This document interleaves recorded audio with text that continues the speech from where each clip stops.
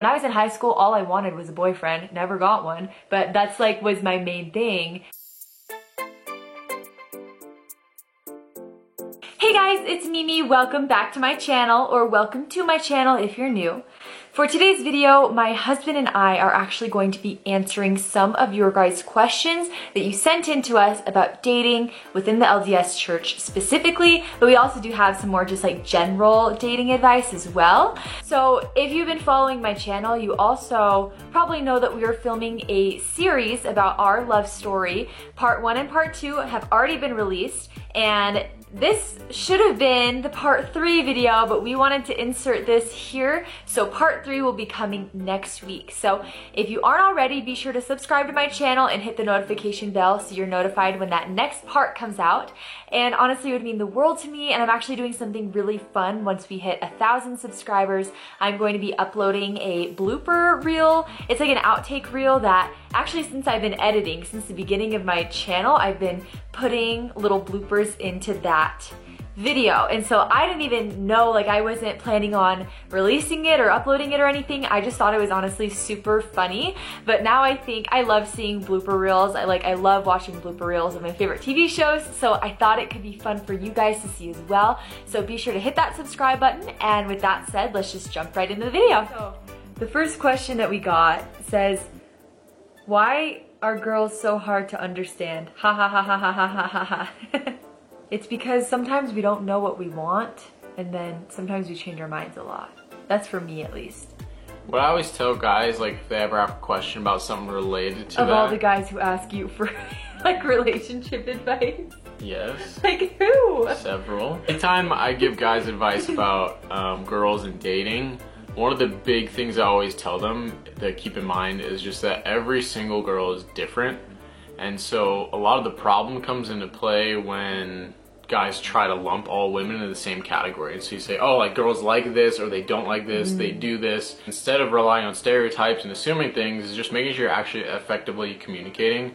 So if you don't understand what a girl's thinking, you have to talk to her about it. And some girls are really great at telling you exactly what they feel, and they'll open up about it and everything. Other girls are like, whoa, I can't do that. I'm not supposed to tell you exactly how I'm feeling. I'm supposed to be playing hard to get. I'm supposed to be mysterious. I'm supposed to be doing this, that, or the other. And so they'll give you really bad answers, and you won't get like, so obviously it depends on every girl because they're all different, but learning how to effectively communicate is an important thing. And then someone else asked like just general relationship advice. My biggest piece of advice would be, don't put all of your eggs in one basket. Because when you're focused just on one person and you're like, this is the one person for me, this is who I want to date, you start to like, you could smother them, or you become too obsessed with them and you're just like stalking all their social media all the time, and it's not healthy for you. Even if you like one person like the most and you really like want to end up with them, and this is just while you're casually dating. If you're in a relationship, like, don't do this.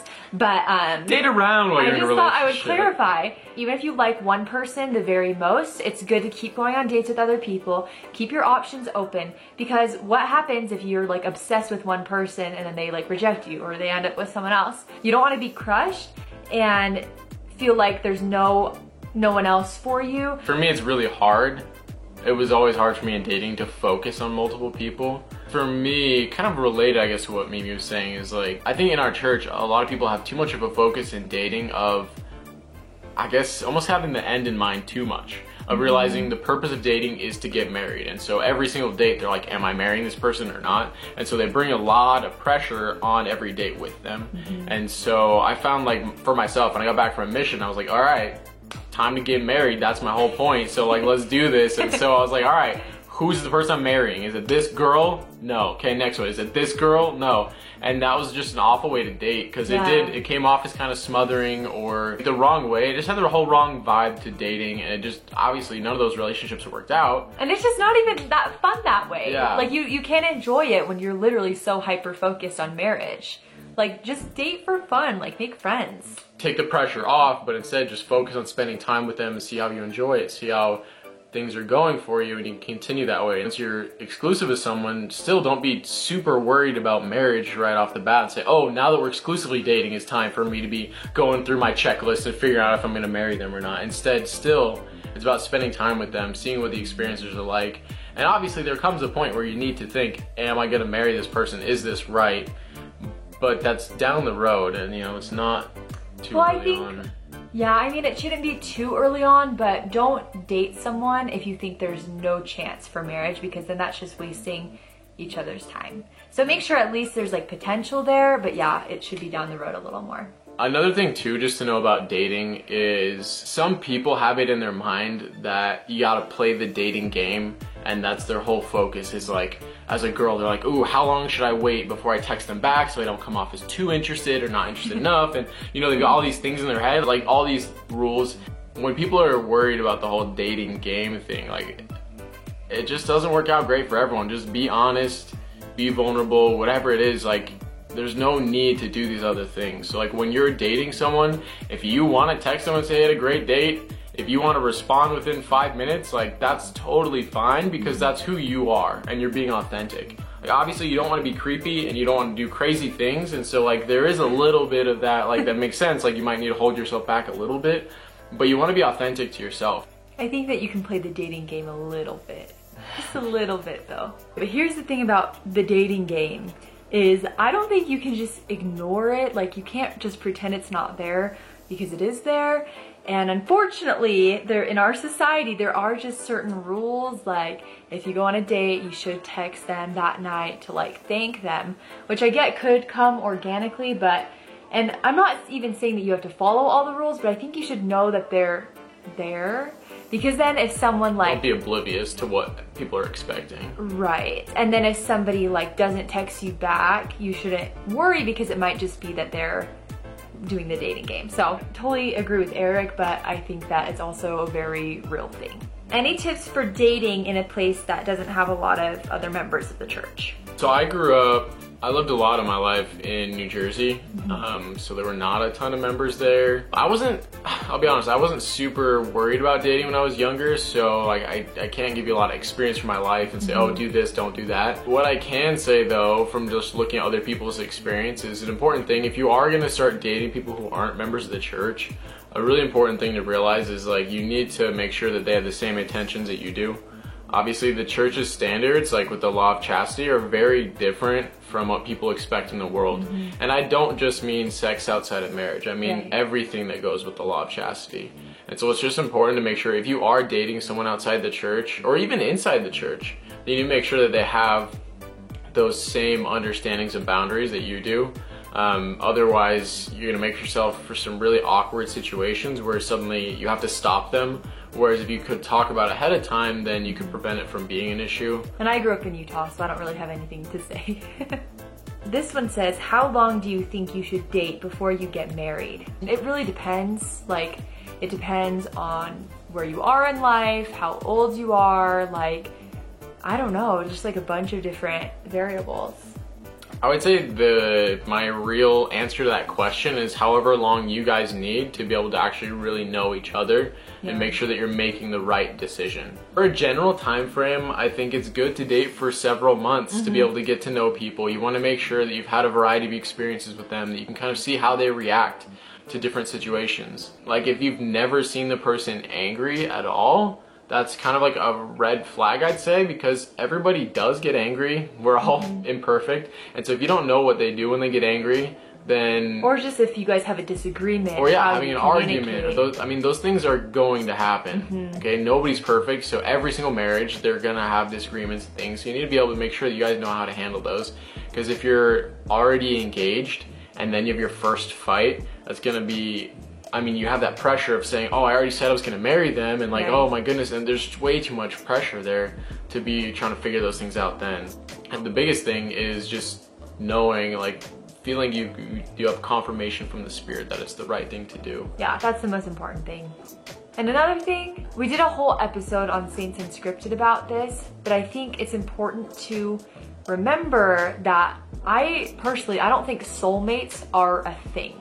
I don't think there's just one person out there that you need to search everywhere to find and it won't work with anyone else. I don't believe that. And even, it's not like our church doctrine, but there have been many prophets and apostles who have spoke about this and say, if you meet someone and they are devoted to God and you're devoted to God and you're devoted to each other and you're willing to make it work, like through anything, then it will work out. Because I know eternal marriage is like a pretty scary thing and it seems very daunting, but I don't think that you need to be so worried that, oh, what if this isn't my soulmate and I'm gonna be with them forever? As long as you guys love each other and you love God and you're always gonna work as hard as you can for the relationship. That reminded me of an important thing in someone that you're looking to marry is look at their testimony. Obviously it's normal to have doubts or concerns and questions, so like that's okay if they do, but make sure that they have a strong testimony in the things that matter, you know, in Jesus Christ. Testimony and receiving revelation, because that's what you're gonna need to move forward. And like that's something that I knew with Mimi, that I could tell that like she didn't know every deep doctrinal principle in the church, and that doesn't matter. But what I knew is that she had a very strong testimony of Jesus Christ. She had a strong love of the gospel and learning in the gospel, and I knew that no matter what questions or concerns came up down the road, that we'd always be able to handle those because she was centered in the things that actually mattered. Okay, the last question is, should you date before serving a mission? My whole entire life, I always planned on serving a mission, like literally since the moment I was born. And because my mom served a mission and I always like heard about her mission and it was just like amazing. And I'm like, I gotta go out there in the mission field. So in college, like my freshman year of college, I was taking mission prep, I was doing all the things, but I wasn't really taking dating seriously because I was like, oh, whatever, like I'm planning on serving a mission. This is my experience. I'm not saying this is gonna be everyone's experience, but I actually got the prompting that I should start taking dating more seriously, which I don't even know if this will apply to anyone else but me, but this is what happened to me. So I was like so set on going on a mission, but then Heavenly Father is like, hey, you need to keep all of your options open, because I was just kind of like being mean to guys, like just not caring, like, you know, like dating for free food, which is awful, but that's kind of what I was doing. And then at that point, like just a couple months later, actually, I met Eric. And so for young women, I would recommend keeping your options open and just really making prayerful decisions. Don't be so set in one way that you don't pay attention to anything else. Don't be so set on, I'm not going on a mission, I'm just gonna date. You can always prepare to serve a mission, because if you prepare to serve a mission and then don't end up going on a mission, those skills are still very helpful and useful to you in your life. And I am not mad at all that I didn't end up going on a mission, because what preparing for a mission taught me is how to explain the gospel to people who don't know a lot about it, and it strengthened my testimony. So I think no matter what, for women at least, you should just go with open mind, open heart, be very open to revelation from Heavenly Father, and make the right choices, and you'll end up finding the path that you're supposed to be on. My biggest advice for that would just be, dating before mission is great. I think it's a great thing to do, to just be able to get to know people, to have fun, to be able to have that experience. But what that dating looks like, I think really should follow what For the Strength of Youth says. I know a lot of people say, oh, it's an old book and it's outdated standards, but no, they're not outdated standards. Right. It really is great advice to follow for young people, to honestly just go on dates, to have fun. Don't be worried about getting in a relationship. Like, I would honestly recommend not getting into a serious relationship before a mission for everybody. From serving a mission, I had a lot of people around me, a lot of elders in specific, because I'm an elder, that's who I talk to the most, that I could see the impact of them having a girl back home had on them. And that could be the whole variety, from the guy that said, oh, you know what, let's just focus on what we're doing, so we're not technically dating anymore, we're not boyfriend, girlfriend, but I'm gonna go on my mission and we'll see what happens. You know, they were still wondering, like, is she gonna be there when I get home? Who knows? To the guy that has this girlfriend that he's missing every single week. Every time he gets the email that week, he's like super excited to read it, and like that's all he's looking forward to all week. And they're just, I find that it's very easy to get distracted, so it just makes it very difficult to have a serious relationship before a mission. And I know for some people it works out great, that they can go serve a mission and be 100% focused on serving, and they come home and they end up marrying the person they were dating before. But I would say that's a very hard thing to do. I feel like it's less common. It's like awful as it sounds, just from people I've met, I feel like it's less common that if you're in that situation where you're dating a missionary, that you end up getting married at the end. Yeah, because then, I mean, so many things you get written off on your mission, yeah. You both change and just decide it's not right. There's all those things that, I mean, imagine being outside of the state or country from the person and they dump you, you don't get to talk to them about it face to face. I mean, there's all those things going into it that like, it just complicates your life more than you need. And so I get for some people it works out and it is the right thing. But I would say for the vast majority, that avoiding any kind of serious relationship makes everything easier for you to focus on the priorities that are right at that time of your life. When you're young, don't be dating to get in a relationship. Don't be dating to have this kind of a serious thing. Just be doing what they suggest and for the strength of youth. Just go on casual dating for fun. Keep it casual. Go out and have fun. Don't be worried about trying to have this serious relationship where you're in love with this person and oh my goodness, and I know it's in the high best school, thing ever. honestly, it's so hard because everybody's getting into relationships. You see it on TV and in movies. That's what you want, right? Like when I was in high school, all I wanted was a boyfriend. Never got one, but that's like was my main thing. Well, I mean, I did my senior year, but like when you're like 16, as soon as you're ready to date, you're like, okay, let's get in a serious relationship. And I get that, but I think it's important to remember that when you're young, like I did not understand this at the time. I'm only saying this now because I can look back on my high school years and actually understand it. When you're young, things change so much. What you want in a relationship changes. You change as a person. So really, I think it is best that you just keep it casual for dating before a mission or just while you're a teenager. Everybody has a boyfriend or girlfriend. That's what everybody's doing. And you might feel like it's weird not to. I know that even though it's not common, even though it's not normal, it still is the right thing to do. Like the standards and for the strength of youth are there for a reason. They're inspired of God and you'll be blessed for following it, even if you see everyone that you know within the church not following it exactly the same way. And by the way, I know we could talk about like dating missionaries, like waiting for missionaries, all that stuff, like all day long. If you want a video dedicated to that, just let me know because we'd be happy to do that for you guys.